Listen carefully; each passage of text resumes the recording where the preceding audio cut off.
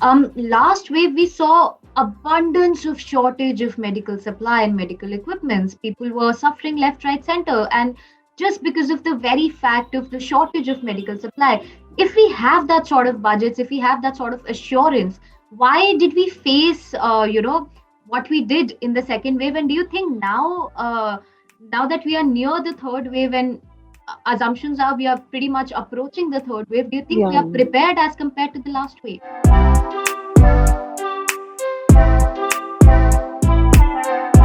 Hi guys, this is Mini Divan and you're watching Health Site and Inner.com. We prefaced 2020 and 2021 saying that anything is possible, but no one really saw this level of disrupting business and life as we all know it.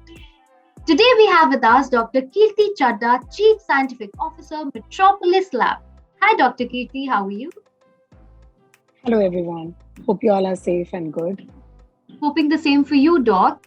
Since we're talking about the healthcare advancements and AI, do you think that artificial intelligence is really the big future when it comes to healthcare sector as well?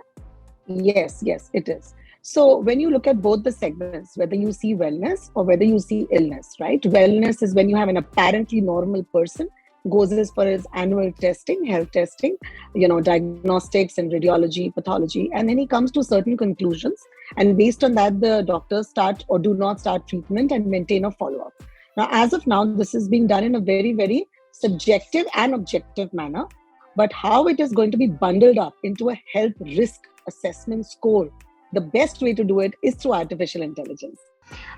Also, with new antivirals like vaccine boosters and antiviral pills and the booster doses that are in demand, do you think it will be an opportunity for the healthcare market to sort of mint in more money or maybe create more budgets?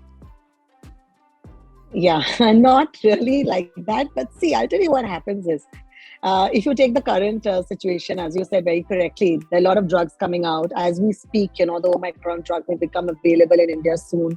We already have the monoclonal antibody cocktails for the other, COVID types. So as you can see, what is happening, Minnie, is that with each day, there is a new opportunity opening up, right? And, what is happening is that in spite of, apart from the width, there is also depth, right? And the biggest depth is that everybody now wants to go deeper in disease. That is where genome sequencing comes in. So we are validating the genome sequencing because there is no other way to know, which variant. So we can give a hint. So we are using very good RT-PCR kits and we can give an indication as to which variant it is, but it is yet a screening. So the confirmatory test will be by sequencing. So which happens by the next generation sequencers, which we are developing and, we're working on very closely. Now, once you identify the variant, the treatment depends upon that. So every new variant will require a new treatment, right? As we know, the monoclonal antibodies don't work very well on the Omicron variant, right? So as you said, new drugs, new variants, new opportunities, and yes, new budgets. Yes. But since we are talking about the budgets, do you think all in all, is it enough to cope with the overall treatment of both perhaps say COVID and non-COVID treatments for this year? Because there's too much happening around the world. There is enough supply, but there's enough demand as well, and perhaps there is not enough supply to a major part.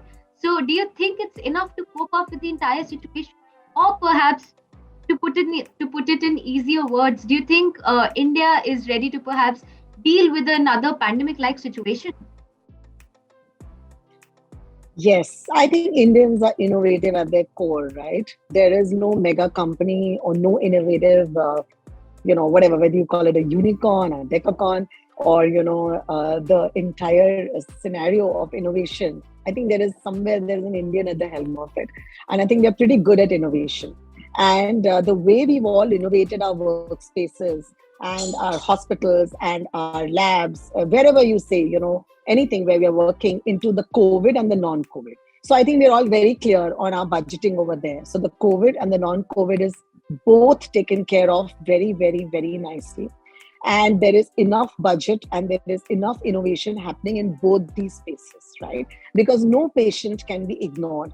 And, I think many of the hospitals and labs like me would be very proud to say that, we have catered to all known non-COVID cases, no matter how bad the COVID situation was. We were not even shut for a single day, for a single minute. So I think there is a lot of we can handle it, but yes, it has to be done in a very structured manner. Like for example, the way Mumbai handled the COVID wave.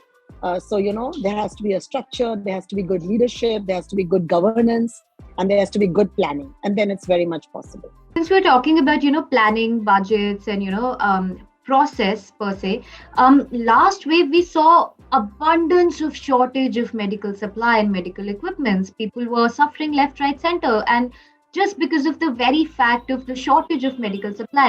If we have that sort of budgets, if we have that sort of assurance, why did we face what we did in the second wave? And do you think now that we are near the third wave, and assumptions are we are pretty much approaching the third wave, do you think we Yeah. are prepared as compared to the last wave? I think that is where the forecasting comes in. So everybody was just hit, right, by a bolt of lightning. So that time maybe there was shortage in certain areas. And as we all know, the healthcare budgets have always been low overall, and it is the infrastructure that sort of couldn't handle. But I think everybody geared up all across, and there was very good public-private synergy, very good synergy, and governance from the government as well. And the private players also played in unison. And I think somewhere that forecasting is going to help us to battle the third wave.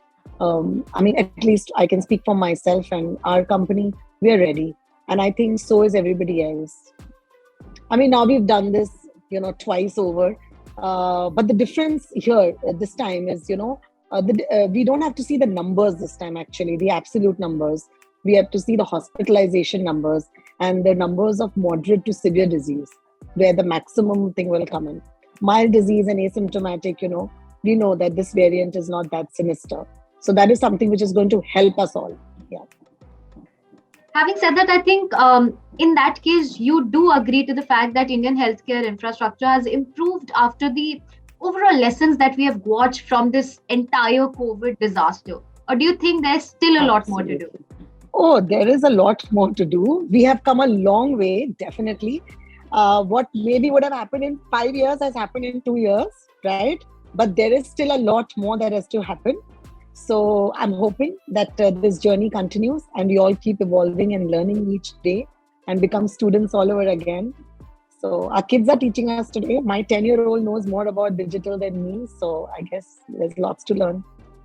So in a way, do you agree that coronavirus is really a game changer for the entire healthcare industry? 100%. 100%. Well, I think that's about it for now, Doc. I think this was very, very insightful. Thank you so much for giving us such wonderful insights towards the future of our healthcare sector.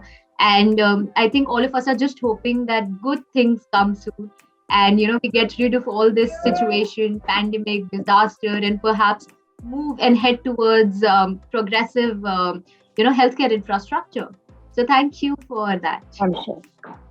Thank you. My pleasure and honor. Thank you. Thank you for joining me. Thank you.